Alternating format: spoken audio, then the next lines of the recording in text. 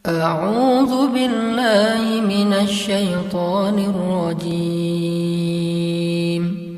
بسم الله الرحمن الرحيم. Tentang masalah nggak rela. Ini judul diambil dari pemahaman atau tafsir terhadap surat Asy-Syarah atau surat Al-Insyirah. Karena memang seperti yang saya sampaikan pada pekan yang lalu dan beberapa pekan sebelumnya, kalau acara tongkrongan ilmu kita di Rabu malam akan coba kita bedah ayat-ayat atau surat-surat yang populer di masyarakat, dan itu kita coba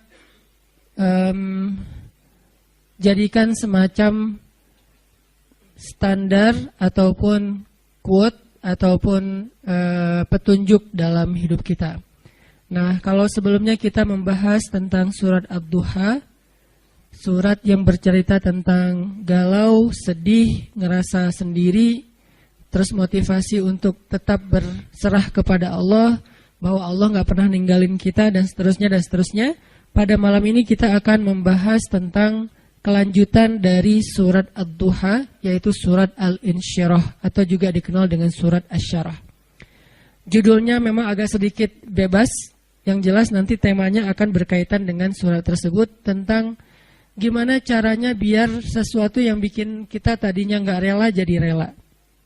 Gimana caranya kita rela seseorang yang dekatnya dengan kita tapi nikahnya sama orang lain.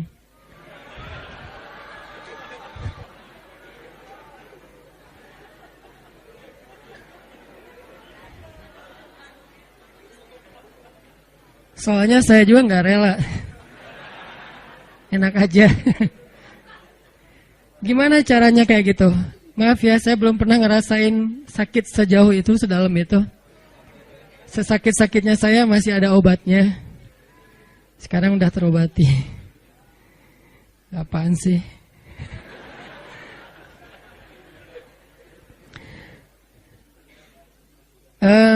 Gimana caranya kita bisa rela kalau pas kita berdoa minta sesuatu, Allah malah ngasih kita ujian. Kita lagi getol-getolnya meminta kepada Allah tentang sesuatu yang kita lagi kepengenin banget. Tiba-tiba Allah malah ngasih yang sebaliknya. Gimana caranya biar kita rela kalau kita ditolak dengan bahasa yang lembut? Kalau kita ditolak dengan alasan-alasan yang kadang-kadang gak masuk akal. Kalau kita ditolak alasannya misalnya kayak kita kayaknya gak cocok, soalnya hitung-hitungannya gak dapat misalnya.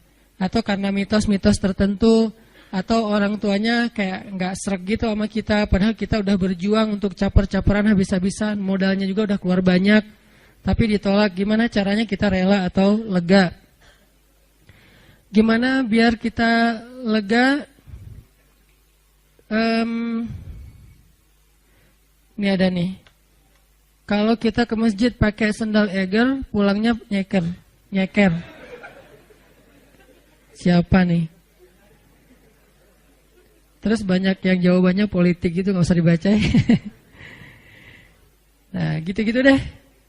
Ada beberapa yang agak-agak unik. Tapi yang paling unik yang tadi. Kita udah kegeeran banget, dia dekat sama kita, tapi jadiannya sama orang lain. Dan orang lain itu bukan siapa-siapa, teman.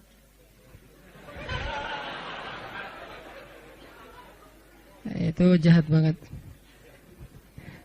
Gimana caranya kita bisa rela? Pernah nggak teman-teman mencoba untuk melakukan sesuatu yang kita tuh udah siap-siap bakal gagal? Kayaknya bisa dipastiin nggak akan berhasil. Contoh, kita kayak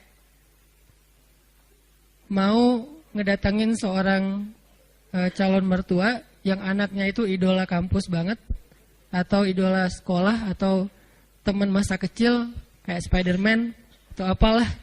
Terus kita kayak yakin banget bahwa kita tuh bukan standar orang tuanya dan pasti kemungkinan besar akan ditolak. Cuman kan gak ada salahnya juga untuk mencoba ya. Nah, ternyata ditolak beneran. Nah, gimana rasanya tuh?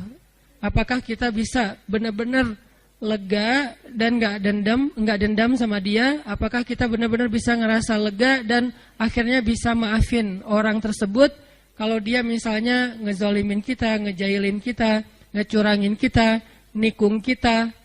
Yang terakhir agak berat sih. Yang misalnya dia kayak memfitnah kita, ngomongin kita, mengkomen dengan hate di akun kita, meng-kick kita di grup atau nge-blok kita di nomornya, bisa nggak kita lega? Kita rela, terutama kepada Allah Subhanahu Wa Taala. Karena ada orang yang mungkin sering nggak rela dengan perlakuan manusia, tapi dia masih berusaha untuk rela dengan ketentuan Allah. Yang parah tuh sampai ke Allah juga nggak rela. Dia nggak rela ketika Allah memberikan dia satu ketentuan. Bahkan nikmat pun kadang nggak rela. Dikasih nikmat sekian dia berharapnya lebih. Dikasih nikmat begini dia berharapnya begitu. Dikasih fisik yang ini dia berharapnya kayak gitu. Dan seterusnya. Kadang-kadang masalah rambut aja dia nggak rela. Belum lagi nanti masalah kulit. Belum lagi nanti masalah tinggi badan, masalah apa segala macam yang sifatnya emang takdir dia diciptakan kayak gitu. Beda dengan mungkin kalau yang masalah-masalah katakanlah misalnya kayak sesuatu yang sifatnya karena usaha kita kayak berat badan atau jerawatan atau apa, ini kan relatif ya. Tapi kalau emang udah takdirnya kayak gitu, dia nggak rela. Termasuk dia nggak rela dengan ketentuan Allah, dia seorang laki-laki sehingga dia pengen jadi ya transgender gitulah, pengen jadi cewek, terus dia cewek pengen jadi cowok, terus dia bingung gitu, kok dua-duanya nggak enak ya, terus jadi saya jadi apa gitu kan ya. Nah, ini nggak rela gitu kan. Nah, ini semuanya adalah tentang syarhus sadar, berlapang dada. Berlapang dada pertama yang paling penting adalah berlapang dada terhadap ketentuan Allah. Yang kalau dalam bahasa fikihnya kadang disebut dengan istilah takdir. Disebut dengan istilah takdir. Atau berlapang dada dengan sikap-sikap orang kepada kita. Seberapa besar lapang dada kita sehingga dada kita itu muat dengan kesalahan orang. Makin lapang, makin banyak kesalahan orang yang muat di dalam dada kita. Nggak sampai bikin kita nyesek. Jadi ada kesalahan, masih lapang. Nggak nyesekin kita, jadi kita masih santai. Kan orang kalau lapang, sebutlah kita kayak di sebuah ruangan, atau di mobil aja nih. Kebenaran mobilnya, mobil city car yang memang dua row gitu. Seatnya cuma 4 orang. Nah, kalau masuknya cuman kita driver nih, masuk 1 orang teman, kita merasa sempit nggak? Enggak. Atau kita jadi penumpang sama driver, masuk seorang teman masih biasa. Masuk yang ketiga jadi 4 orang sekarang masih biasa. Masuk yang kelima, yang keempat jadi 5 orang, mulai agak-agak gimana gitu. Apalagi duduk di belakang kan ya. Nah, kebayang nggak kalau mobilnya bus? Kalau mobilnya city car yang mungkin cuman muat 4 orang, nyamannya, terus diisi 5 orang, jadinya gimana? Nggak nyaman kan? Tapi kalau bus diisi 5 orang, masih nyaman, leluasa, karena emang isinya harusnya 35, 40. Nah, artinya dada kita itu sesek tergantung kelapangannya, bukan tergantung masalahnya. Ada orang yang masalah sepele bikin dia nyesek. Ada orang yang masalahnya udah luar biasa, dia masih kayak biasa-biasa aja. Kenapa? Bedanya bukan masalahnya, tapi yang membedakan itu adalah syarhus sadarnya, lapang dadanya. Ada orang ketika diomongin dengan satu komen negatif, hate yang masih wajar lah ya. Cuman kayak misalnya bilang ria gitu doang. Dia udah langsung rame gitu, udah langsung di replay, langsung terus dia kayak ngedebat gitu, langsung di blok, langsung dia kalau perlu akunnya juga ditutup, dia nggak mau pakai lagi Instagram pundung gitu. Pundung Visosmed misalnya. Ini gara-gara apa? Gara-gara ada satu haters yang satu kata doang, ria, sombong. Ini artinya bukan masalahnya terlalu besar, tapi dadanya mungkin belum lapang. Dan itu juga berlaku kepada pasangan, berlaku kepada keluarga, berlaku kepada orang tua, berlaku kepada guru, berlaku kepada banyak urusan hidup kita. Kadang-kadang satu kata bikin kita nyesek. Tapi ada orang lain yang udah 1000 kata dan katanya semuanya bold, dia biasa-biasa aja. Kenapa?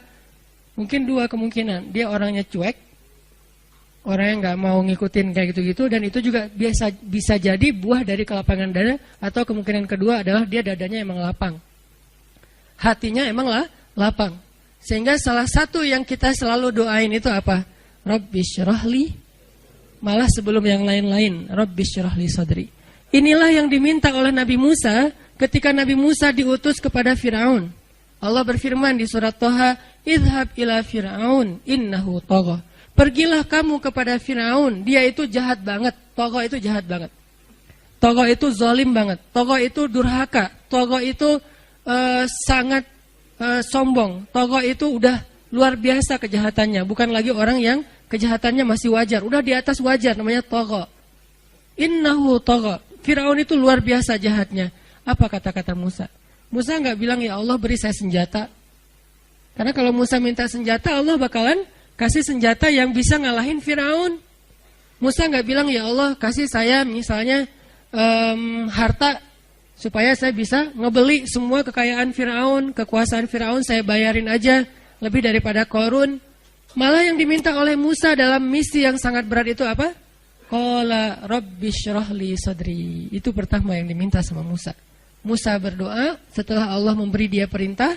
Kata Musa, Rabbi syrahli sadri. Ya Allah lapangkan dada saya. Baru yang kedua, wa yassirli amri. Ya Allah mudahkan urusan saya. Jadi kalau dadanya udah lapang, maka urusannya jadi mudah. Kalau dadanya udah lapang, maka hidupnya jadi mudah. Kalau dadanya udah lapang, maka hubungan dengan pasangannya jadi mudah. Kalau dadanya udah lapang, maka hubungannya dengan partner atau teman kerja, tim bisnis kita jadi mudah. Kalau dadanya udah lapang, maka teamwork kita dalam suatu usaha sosial, gerakan dakwah atau apapun jadi mudah. Wa yassirli amri. Baru setelah itu, wahlul 'uqdatan min lisani yafqahu qauli. Selesai? Belum. Yang kita nggak bacain, yang keempatnya, waj'alli waziram min ahli Haruna akhi. Dan beri saya juga seorang pendamping yang dia pintar ngomong dan dia itu lebih ngerti realitasnya, lebih tahu apa yang terjadi di sana, saudara saya Harun, supaya kami bisa sama-sama berdakwah kepada di sisimu ya Allah. Jadi yang pertama banget diminta oleh Musa menghadapi Fir'aun aja lapang dada. Kenapa? Karena kalau Allah kasih kelapangan dada untuk Musa, kejahatan Fir'aun itu nggak bikin Musa nyesek. Kebayang ya, orang yang lapang dada diperlakukan oleh Fir'aun aja masih belum nyesek. Gimana kalau suaminya bukan Fir'aun? Kan banyak ibu-ibu atau istri-istri bertanya, Ustadz gimana menghadapi suami yang pemarah, suami yang galak, suami yang nggak setia, suami yang suami. Sekian banyak kesalahan suaminya. Lebih besar mana dengan kesalahan Fir'aun? Pastinya lebih besar Fir'aun. Dan kita nggak membandingkan suami dengan Fir'aun ya. Artinya emang ya jauh lah insya Allah. Ini bukan dalam masa dalam niat membandingkan. Tapi kalau kesalahan Fir'aun aja dengan kelapangan dada Musa tidak pundung, Musa tetap bisa bersabar, Musa tetap bisa menuntaskan misi dakwahnya, berarti lapang dada itu penting banget dalam hidup kita teman-teman. Sampai dengan kelapangan dada bisa menghadapi orang sekelas Fir'aun, berarti kan lapang dada itu penting banget ya. Yang kalau di bawah Fir'aun pasti akan lebih lega lagi nih. Di Fir'aunin aja lega. Di Fir'aunin. Jadi diperlakukan oleh Fir'aun aja masih lega. Itulah yang diminta oleh Musa. Ini menandakan bahwa lapang dada itu salah satu doa yang paling penting untuk kita baca teman-teman. Bukan cuma pas mau ngomong di depan kita baca Rabbi syrah li sadri. Kapan aja? Rabbi syrah li sadri. Rabbi lapangkan dada saya.